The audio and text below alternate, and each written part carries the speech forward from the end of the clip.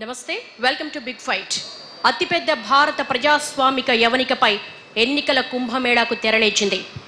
సార్వత్రిక ఎన్నికల సమరంలో నువ్వా నేనా అంటూ అస్త్రశస్త్రాలతో బరిలోకి దిగుతున్నాయి పార్టీలు. మరో 5 ఏళ్ల పాటు అధికారాన్ని కట్టబెట్టండి అంటూ ఓటర్లను ప్రసన్నం చేసుకునేందుకు పథకాలతోనూ తాయిలాలతోనూ వారిని ప్రసన్నం చేసుకునేందుకు ముందుకు దూకుతున్నాయి. మరి చొక్కాలు మార్చినంత ఈజీగా పార్టీలు మార్చేస్తున్న నాయకుల నియోజకవర్గాల్లో అభివృద్ధి ఏమాత్రం జరిగింది? ప్రజా సమస్యలను పరిష్కరించారా? ప్రజల ఆకాంక్షల మేరకు పనిచేశారా? తాగునీటి ఎద్దడి, గుక్కెడు మంచినీటి కోసం అల్లాడుతున్న ప్రజలు, కరువుతో ఉన్న ఊరిని కన్నవాళ్లను వదులుకొని మరి వలసపోతున్న ప్రజల మనోగతాన్ని ఒడిసిపట్టే ప్రయత్నం చేసేందుకు ప్రస్తుతం ప్రకాశం జిల్లా ఒంగోలుకు విచ్చేసింది ఎన్టీవీ బిగ్ ఫైట్. ప్రజా నాడి ఒడిసిపట్టే భాగంగా బిగ్ ఫైట్ ప్రారంభించుకుంటున్నాం. సహజ వనరుల భాండాగారం ప్రకాశం జిల్లా. సమైక్య ఆంధ్రప్రదేశ్ తొలి ముఖ్యమంత్రి ఆంధ్రకేసరి టంగుటూరి ప్రకాశం పంతులు ప్రాతినిధ్యం వహించిన జిల్లాయే కాదు, ఎందరో రాజకీయ యోధానుయోధులు, కళాకారులు వారందరినీ అందించిన జిల్లా ప్రకాశం జిల్లా. చీమకుర్తి గ్రానైట్స్ కావచ్చు, మార్కాపురం పలకలు కావచ్చు, ఒంగోలు జాతి ఎద్దులు కావచ్చు, ప్రపంచ పటంలో జిల్లా ఖ్యాతిని ఇనుమడింపచేశాయి. అంతేకాదు, భూగర్భ గనులు, విస్తారమైన తీర ప్రాంతం, మత్స్య సంపద, నల్లమల అటవీ సిరులు, మరి ఇన్ని ప్రత్యేకతలు సంతరించుకున్న ప్రకాశం జిల్లా అభివృద్ధి ఏ స్థాయిలో ఉంది? గత 5 ఏళ్లలో ఎటువంటి సమస్యల్ని పాలకపక్షాలు పరిష్కరించాయి? ప్రజలు ఎటువంటి సమస్యలు ఎదుర్కొన్నారు? ఈసారి ఎన్నికల హామీలు ఏ విధంగా ఉన్నాయి? ప్రజలు ఏం కోరుకుంటున్నారు? ఇవన్నీ ఈరోజు ఒంగోలులో జరుగుతున్న ఎన్టీవీ బిగ్ ఫైట్లో చర్చిద్దాం. బిగ్ ఫైట్ చర్చను ప్రారంభించే ముందు ప్రకాశం జిల్లాకు సంబంధించి రాజకీయ సామాజిక స్వరూపం, అభివృద్ధి సమస్యలకు సంబంధించి ఒక చిన్న ఏవి చూద్దాం.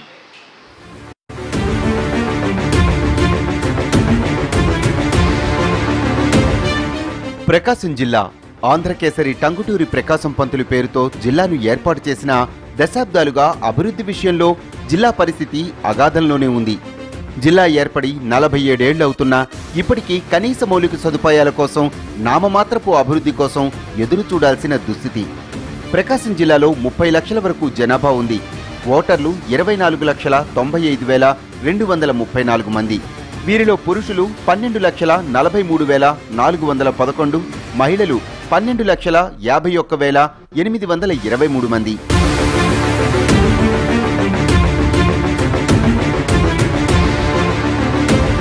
జిల్లాలో 12 అసెంబ్లీ స్థానాలు, ఒక ఎంపీ సీటు ఉంది.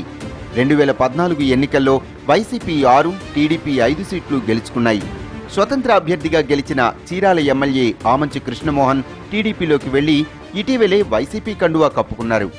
అభివృద్ధే ముఖ్యమంటూ Addanki MLA Gottipati Ravikumar, Giddalur MLA Ashok Reddy, Yerragondapalem MLA David Raju, Kandukur MLA Pothula రామారావులు టీడీపీలో చేరారు. వైసీపీ నుంచి ఒంగోలు ఎంపీగా గెలిచిన వైవి సుబ్బారెడ్డి ప్రత్యేక హోదా కోసం పదవికి రాజీనామా చేశారు. వైసీపీ నుంచి వలస వచ్చిన ఎమ్మెల్యేలతో టీడీపీ నిండిపోయింది. మాజీ మంత్రి దగ్గుబాటి వెంకటేశ్వరరావు, ఆయన కొడుకు హితేష్ చెంచురాంను తెరపైకి తెచ్చి వైసీపీ నుంచి పర్చూరు బరిలో నిలిపారు. ఒంగోలు మాజీ ఎంపీ మాగుంట శ్రీనివాసులు రెడ్డి టీడీపీ నుంచి పోటీ చేయలేనంటూ చేతులెత్తేశారు. వైసీపీలో చేరేందుకు ఆయన ఏర్పాట్లు చేసుకుంటున్నారని జిల్లాలో ప్రచారం జరుగుతోంది.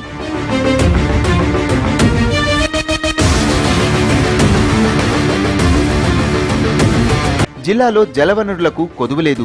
గుండ్లకమ్మ, పాలేరు, మూసి, మున్నేరు నదులు జిల్లాలో ప్రవహిస్తున్నా తాగేందుకు గుక్కెడు నీళ్లు దొరకవు. జిల్లా కేంద్రమైన ఒంగోలుకు కూడా పైనుంచి కోటా ప్రకారం విడుదలయ్యే సాగర్ నీళ్లే దిక్కు. పశ్చిమ ప్రాంతంలో పరిస్థితి మరింత దారుణంగా ఉంది.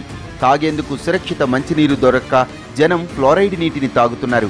కాళ్ళు చేతులు వంకరలు పోవటం, కిడ్నీలు చెడిపోయి ప్రాణాలు కోల్పోవటం ఇక్కడ ప్రతి ఇంట్లో కనిపించే విషాదం. పశ్చిమ ప్రకాశం గొంతు తడిపేందుకు 13 ఏళ్ల క్రితం వెలుగొండ ప్రాజెక్టు నిర్మాణం చేపట్టినా అది నేటికీ పూర్తి కాలేదు.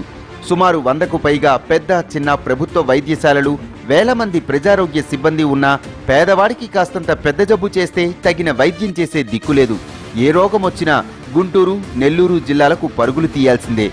విద్యారంగంపైన పాలకులు చిన్నచూపు చూస్తున్నారు. అన్ని జిల్లాల్లో యూనివర్సిటీలున్నా ప్రకాశంలో ఆ మాటే వినిపించదు.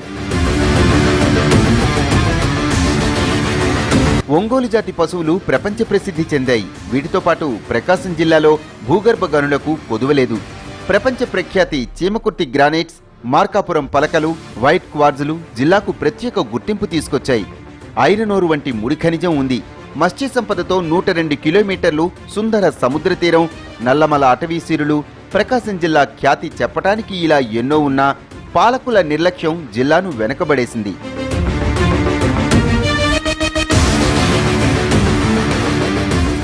జిల్లాలో వాన్పిక్ ప్రాజెక్ట్ నిర్మాణం కోసం ప్రభుత్వం 13,000 ఎకరాల భూమిని సేకరించింది. ఇది రాజకీయ వివాదాల్లో చిక్కుకుంది. దొనకొండలో 50,000 ఎకరాల ప్రభుత్వ భూమిలో ఇండస్ట్రియల్ కారిడార్ ఏర్పాటుకు ప్రభుత్వం సన్నాహాలు చేస్తోంది. రామాయపట్నంలో ఓడరేవు నిర్మాణం జరిగితే ఎగుమతులు దిగుమతులకు ఉపయోగకరంగా ఉంటుంది. ఇక భారీగా విదేశీ మారక ద్రవ్యం ఆర్జించి పెట్టే పొగాకుతో పాటు పత్తి, మిర్చి, విస్తారంగా పండ్ల తోటలు సాగవుతున్నా వాటి ఆధారిత పరిశ్రమలు ఒక్కటి కూడా జిల్లాలో లేవు.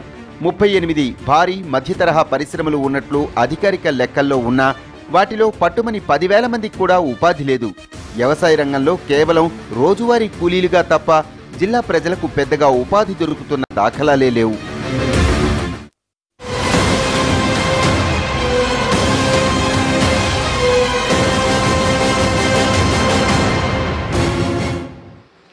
ఇది ప్రకాశం జిల్లాకు సంబంధించి రాజకీయ సామాజిక స్వరూపం. ఈ జిల్లాలో జరిగిన అభివృద్ధి కానివ్వండి, లేకపోతే సమస్యలకు సంబంధించి ఇప్పటిదాకా ఏవి చూసాం. ఇక ఈనాటి ఎన్టీవీ బిగ్ ఫైట్లో పాల్గొంటున్నారు ప్రకాశం జిల్లా నలుమూల నుంచి వచ్చిన ప్రజలు, అలాగే ముఖ్యంగా మహిళలు, విద్యార్థులు కూడా పాల్గొంటున్నారు. ఇక వేదిక పైన రాజకీయ పార్టీలకు సంబంధించిన ప్రముఖుల్ని పరిచయం చేసుకుందాం. ఈనాటి కార్యక్రమానికి వచ్చేశారు దివి శివరాం గారు, అటవీ అభివృద్ధి సంస్థ చైర్మన్, కందుకూరు మాజీ ఎమ్మెల్యే, టీడీపీ సీనియర్ నేత. అలాగే బాచిన చెంచు గరటయ్య గారు, అద్దంకి మాజీ ఎమ్మెల్యే, వైసీపీ సీనియర్ నాయకులు. ఇదా సుధాకర్ రెడ్డి గారు, కాంగ్రెస్ పార్టీ జిల్లా అధ్యక్షులు. అలాగే బి ఆంజనేయులు గారు, బీజేపీ సీనియర్ నేత. పూనాటి ఆంజనేయులు గారు, సిపిఎం జిల్లా కార్యదర్శి. నారాయణ గారు, సిపిఐ జిల్లా కార్యదర్శి. శివరాం గారు, మొదటగా గత 5 ఏళ్లకు సంబంధించి ఎటువంటి అభివృద్ధి ప్రకాశం జిల్లాలో జరిగింది? ముఖ్యంగా పార్టీల బలాబలాలను బేరీజ్ తీసుకుంటే చాలా టఫ్ ఫైట్ ఈ జిల్లాలో ఎదుర్కొంటూ ఉన్నారు. సో ప్రస్తుతం మరోపక్క పార్టీ పరిస్థితి ఏ విధంగా ఉంది? జిల్లా పేరులో ఉన్న ప్రకాశం ప్రజల జీవితాల్లో ఎంతవరకు కనిపిస్తోంది? మాట్లాడండి. అందరికీ నమస్కారం అండి. కూర్చొని మాట్లాడండి. ఇవాళ ఇక్కడ ఇది బిగ్ ఫైట్ అంటున్నారు, కానీ నా అభిప్రాయం ఇది మనందరికీ కూడా ఒక అండర్స్టాండింగ్లో ఉన్న చర్చా వేదిక. ఇది ఇక్కడ విచ్చేసిన పెద్దలందరూ కూడా, మా సోదరుడు గరటయ్య గారు, మిగతా పెద్దలందరూ కూడా పేరు పేరున, అలాగే ఇక్కడ విచ్చేసిన ఆడియన్స్లో కూర్చున్న పెద్దలందరూ కూడా నా హృదయపూర్వకమైన నమస్కారాలు తెలియజేసుకుంటూ, ఎన్టీవీ వాళ్ళు ఈ చర్చా వేదికని ప్రారంభించి ఒక ప్రజల్లో ఒక అవగాహన తీసుకొస్తున్నందుకు వారిని కూడా నా హృదయపూర్వకమైన ధన్యవాదాలు తెలియజేసుకుంటున్నాను.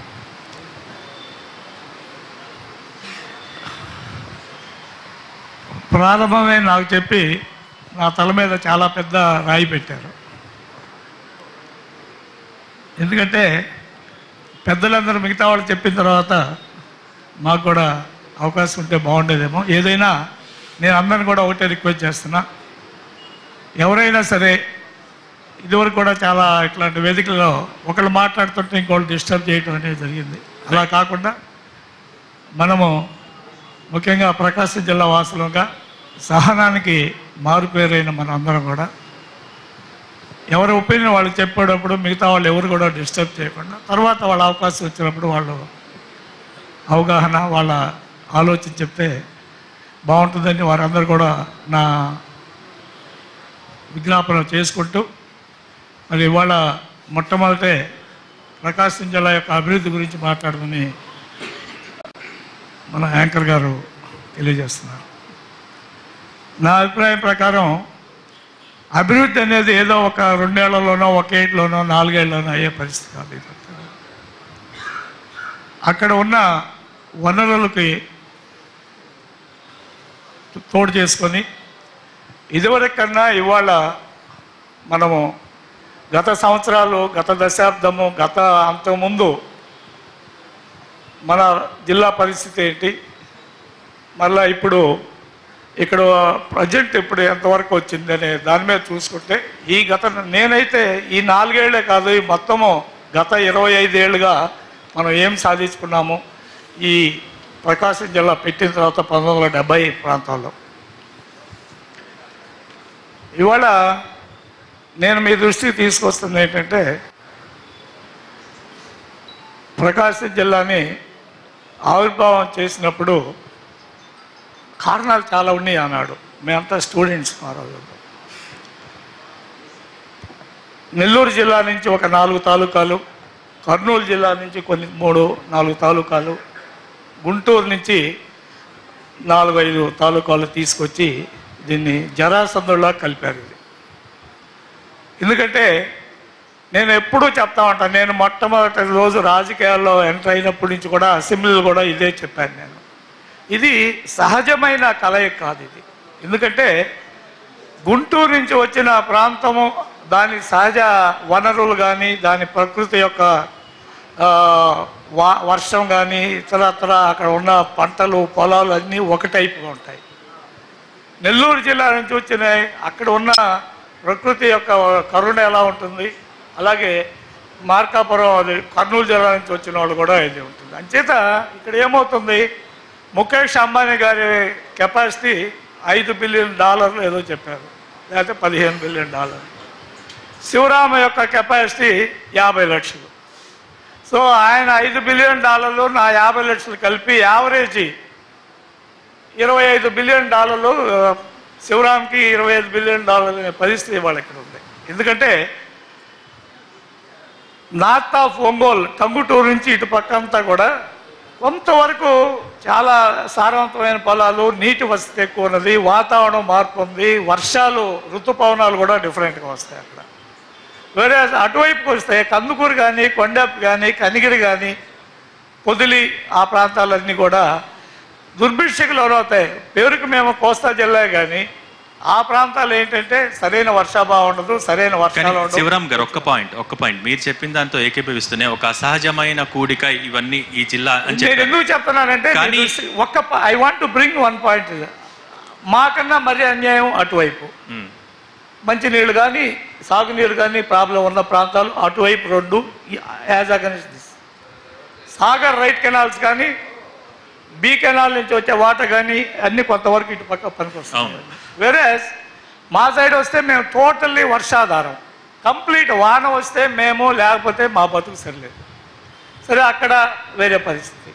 ఇవన్నీ చూసుకొని ఏదన్నా కరువు పరిస్థితుల్ని చేయాలంటే నేను ఇందాక చెప్పినట్టుగా సాపేక్ష ఏంటి అన్నీ కలుపుతారు. ఇక్కడ ఉన్న ఈ 5-6 కాన్స్టిట్యున్సీస్ ఇక్కడ ఉన్నవన్నీ కలిపి యావరేజ్ చేసేటప్పటికి కందుకూరు కూడా చాలా బ్రహ్మాండమైన వర్షం ఉందనే పద్ధతికి ఆ యావరేజ్లో వస్తూ ఉంది. కాబట్టి నేను ఇది మౌలికంగా జరిగిన ప్రాబ్లం. Okay, right. తర్వాత నేను చిన్నప్పటి నుంచి కూడా రాజకీయ వాతావరణంలో పుట్టి పెరిగినవాడిని నేను. So as student we never participated. వాళ్ళ అడ్మినిస్ట్రేటివ్ సైడ్ పోలేదు, కానీ ఎలక్షన్లప్పుడు మా నాన్నగారితో పాటు తిరుగుతుండేవాడిని. శివరామ్ గారు, మీ దీనికి అడ్డుపడుతుంది, క్షమించాలి. స్ట్రైట్గా మాట్లాడుకుందాం. గత 5 ఏళ్లలో ఏం చేశారు? మీరు అన్నారు బాగానే ఉంది, 2 ఏళ్లలో అభివృద్ధి, 3 ఏళ్లలో అభివృద్ధి కనిపించదని. జిల్లా ఏర్పడి కూడా 47 ఏళ్ళు అయింది, కానీ ఇప్పటికీ కనీస సదుపాయాలు, అభివృద్ధి గురించి కళ్ళు కాయలు కాచేలా ఎదురు చూసే పరిస్థితిని ప్రజలు చెప్తూ ఉన్నారు. గత 5 ఏళ్లలో ఏం చేశారు దాని గురించి చెప్పండి. ప్రజలు చెప్తున్నారో లేదో కానీ ఎన్టీవీ వాళ్ళు మాత్రం చెప్తున్నారు. పోనీ జరిగిన అభివృద్ధి గురించి మీరు చెప్పండి. మేము సర్వే చేసిన తర్వాతే మాట్లాడుతున్నామండి. మీ నియోజకవర్గంలో కందుకూరు, కనిగిరి ప్రాంతాల్లో ఉన్న మీ ప్రజలు చెప్పిన బయటలు మా దగ్గర ఉన్నాయి. ఇంకా నేను కాదంటలేదండి, ప్రజల సంగతి నేను మాట్లాడటలేదు. మీరు చెప్పారు కనుక దాని మీద డిస్కషన్కి వస్తున్నామని నేను మీ దృష్టికి మీకు విజ్ఞప్తి చేస్తాను. చెప్పండి. నేను మీరు మాట్లాడుతుంది 2014 నుంచి 2019 మధ్యలో ఏం జరిగింది అనేదే కావాలి మీరు you want only that much. నేను మీ దృష్టికి ఒకటి తెస్తానండి. ఎస్, ఈ ప్రాంతంలో సరైన పంటలు లేక, ముఖ్యంగా గత 10 ఏళ్ళు, గత 15 ఏళ్లలో మీరు డోంట్ టెల్ మీ 10 ఏళ్ల సంగతి చెప్పాకనే చెప్పొద్దు. ఎందుకంటే వర్షాభావం గత 10 ఏళ్ళుగా సరిగలేదు ఇక్కడ. ఎప్పుడో 10 ఏళ్లలో 1 ఇయర్ 2 ఇయర్స్ మాత్రమే ఒక రకమైన వానలు పడ్డాయి, మిగతా టైంలో వానలే లేవనే పరిస్థితి అందరికీ తెలుసు. అంచేత ఇక్కడ సరైన లేకుండా సరైన ఉపాధి లేకుండా ఎంతోమంది బయటికి వెళ్తున్నారు. ఇవాళే కాదు, మీకు ఫర్ యువర్ కైండ్ ఇన్ఫర్మేషన్, ఈ కందుకూరు ప్రాంతం కదిగిరి ప్రాంతాన్ని నుంచి మీరు ఎక్కడ పోయినా కూడా ఈ బేల్దారి మేస్త్రీలు, కన్స్ట్రక్షన్ వాళ్ళు, లేబర్ కానీ లేదా కన్స్ట్రక్షన్ చేసే చిన్న చిన్న ఇళ్ళు కన్స్ట్రక్ట్ చేసి అక్కడ పొందిన వాళ్ళు చాలామంది ఉన్నారు. అది అనాదిగా జరుగుతూ ఉంది. ఓకే, అయితే మీరు వాళ్ళు ఏదో కొంతమంది వాళ్ళు ఇక్కడ ఉపాధి దొరకకపోయిన వాళ్ళు కొంతమంది అయితే, కొంతమంది అక్కడికి పోయి లబ్ధి పొందుదాము పని చేసుకొని ఎక్కువ డబ్బు సంపాదించుకున్న వాళ్ళు చాలామంది, నేను I can cite more than థౌజండ్స్లో ఉన్నారు. బాగా అక్కడ పోయి బాగా సంపాదించుకొని మీరు ఆ కోణంలో చూస్తున్నారు, కానీ ప్రజలు కానీ ప్రతిపక్షాలు కానీ ఇది వలసల కింద చూస్తున్నాయి. నేను ఒక్క మాట చెప్తాను, మీరు అదే this is what difference between Shivaram and NTV. మీరు మీ కనీసం నేను మాట్లాడేంతవరకు నేను రిక్వెస్ట్ చేశాను, నన్ను మాట్లాడినివ్వండి. మీరు మధ్య మధ్యలో ప్రశ్నలు వేస్తుంటే నేనేం సమాధానం చెప్పలేను. మమ్మల్ని నేను మాట్లాడదలుచుకుంటే నేను మాట్లాడినివ్వండి. నా అభిప్రాయం నేను చెప్తాను. కంటిన్యూ చేయండి. అంటే దానికి ఒక సమయం ఉంటుంది. దయచేసి శివరామ్ గారు కూర్చోండి. దయచేసి కూర్చోండి. If you keep on disturbing I won't talk. వాళ్ళు ఏదో వాళ్ళు ఇష్టం వచ్చిన వాళ్ళు మాట మీరు చెప్పండి. నేను అదే సార్, ప్రారంభంలో సహనం గురించి చెప్పారు, మీరే లేస్తే ఎట్లా? కూర్చోండి, కంటిన్యూ చేయండి సార్. అలా కాదు, మీరు నన్ను మాట్లాడిస్తే మాట్లాడండి. దానికి మా సోదరుడు మాట్లాడినప్పుడు నేను డిస్టర్బ్ చేయను. తప్పకుండా మీరు డిస్టర్బ్ చేయబాకండి. రైట్ చెప్పండి. నా సూటి ప్రశ్న గత 5 ఏళ్లలో ఏం జరిగింది? సూటి ప్రశ్న నాకు అవసరం లేదు.